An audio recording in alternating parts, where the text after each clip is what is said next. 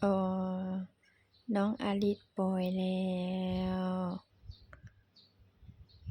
เป็นตาอีตนแท้เด้ซึมเศร้าล่ะนอนแล้ว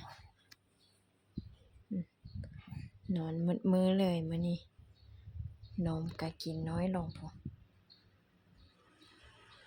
จุ๊บนมก็บ่เอาแล้วปกติตอนนอนเราสิจุ๊บนมแล้วเราสิดุแล้วก็นอนพร้อมอันนี้บ่เอาแล้วบ่ไหวล่ะบ่มีแรงดุดล่ะให้กินยาเรียบร้อยแล้วก็ให้เรานอนตัวร้อนล่ะป่วยล่ะเป็นไข้แล้วล่ะอ๋อเป็นตาอีตนแท้วะ